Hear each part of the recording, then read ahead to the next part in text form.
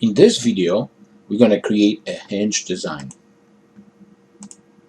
We're going to start with the pin design.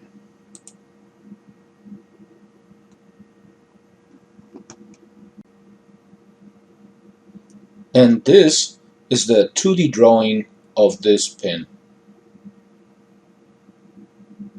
We will start by creating a new file. We're going to go to File. On the File menu, we're going to click New. We're going to select Part, and we're going to click OK. The system will create a new part file for us where we can create our design. First, we're going to click on our front plane. Then we're going to click on Sketch tab if it's not selected. Then we're going to click on our Sketch command. Please remember that when we sketch freehand like we're going to do over here, we don't have to worry about being very accurate.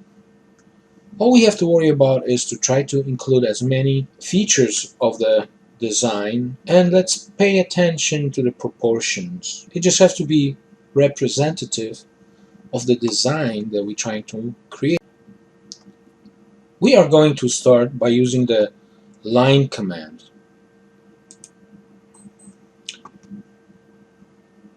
By clicking on the left hand side over here, we begin the sketch creation command.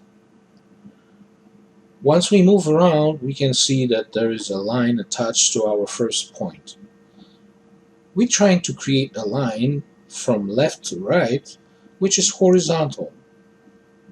To help us to create horizontal line, there is a yellow icon. Look, when I move the line out of horizontal position, the icon disappears. So I want to position my line so it is horizontal. And let's click over here. Then we're gonna go click here to create vertical line. Then we're gonna extend to the right to create another horizontal line and vertical line. And we're gonna go back past the point where we started. Once we are done with the command, we can hit escape on our keyboard. Now we will create the arc that represents the end of the pin. For this, we're going to select the arc command, and we're going to select 3-point arc. Please click somewhere below the lower line and then click above our most top line. Let's make sure that the center, you see the center moves in and out. The center is a little bit below our bottom line. Once we have it where we want it, we click arc is created. When we're done with the arcs, we're going to end the command. The next command that we're going to use will be the trim command that will help us to get rid of the extending lines and arcs. Let's zoom in to make sure that we can select the proper ends of arcs and lines. So we're going to go to our trim command. For this exercise, please use the last option from the menu. So once we selected the option, then we're going to click on the ends of the arcs and lines that we don't need.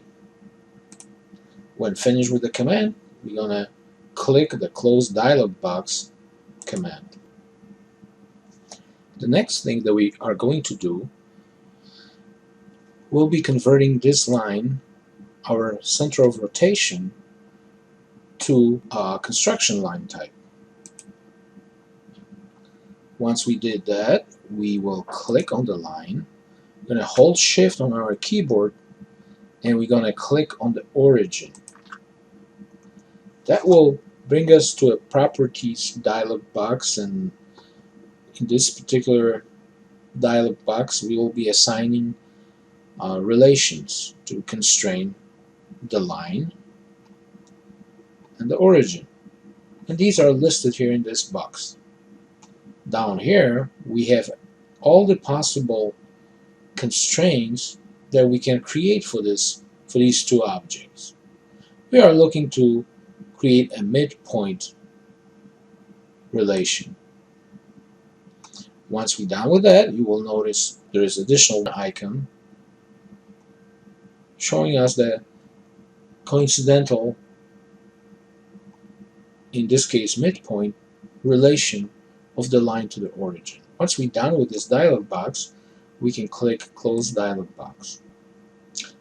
The next thing that we are going to do will be adding dimensions to the design in order to fully define the sketch. We will do that by clicking on Smart Dimensions.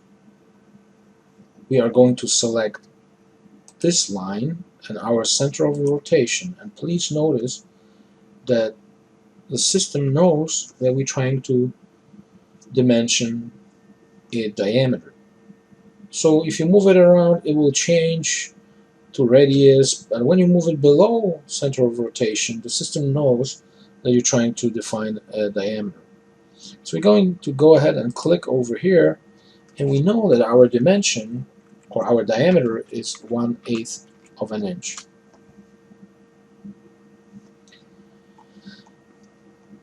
The next thing that we're going to do, we're going to assign the diameter of the head.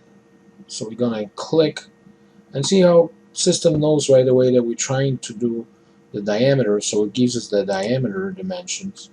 We're going to click on it and we're going to put in our 220 thousandths. Once you're done with this, we can go ahead and add the length of the line. If you see by the cursor, there is an indication that next dimension created will be a diameter. But we are already done with the diameter, so we will need to hit escape on the keyboard or exit the command. Let's just hit escape on the keyboard. It will change the dimension scheme to regular dimensioning. Let's add a radius to our pin head, which is 1/4 inch.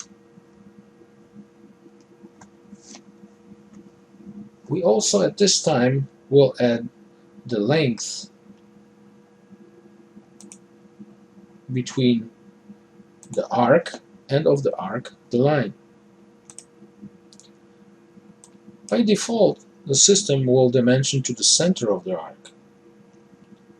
For now, we're going to accept that, but in the dimension dialog box, we're going to go to leaders, going to go to maximum.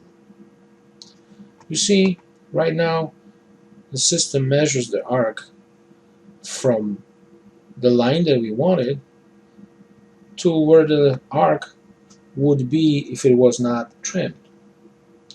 However, this is not the side that we want to dimension. So again, we're going to go to value in our dimension command, and we're going to reverse the direction of the dimension. Now we can double click here, and I know the sketch got screwed up a little bit, but we're going to fix it. We're going to place our 0.076 dimension. And even though it still doesn't look right, we can grab the end of the line and move it over to resemble more of what we're trying to design. The next thing that we're going to do, we're going to assign length of the pin. So we're going to go back to Smart Dimension. We're going to click on this line, move it over, and we're going to type in 2 inches. If you zoom out, this still doesn't look right, so we're going to grab the end of the line and we're going to move it over and position our arc where it needs to be.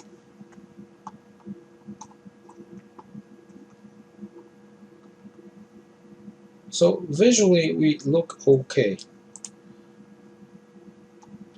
Now what we're going to do, we're going to grab the center of the arc. So we're going to click on the center of the arc, we're going to hold shift, and we're going to click on the line of rotation.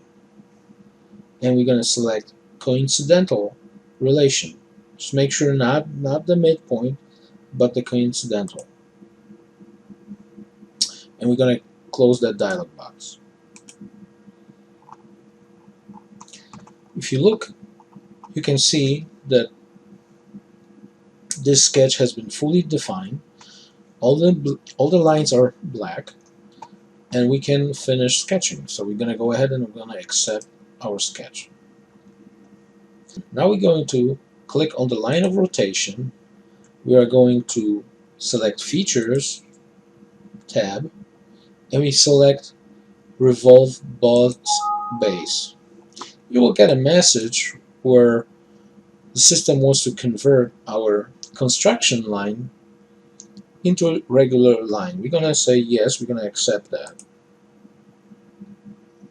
You will have a dialog box open. For now, we're going to leave all the defaults the way they are. We want 360 revolution, we want blind revolution, and everything else should be like it's shown over here. So we're going to say OK, and then when we click inside the CAD window, it will reveal the pin. Please remember to save your file.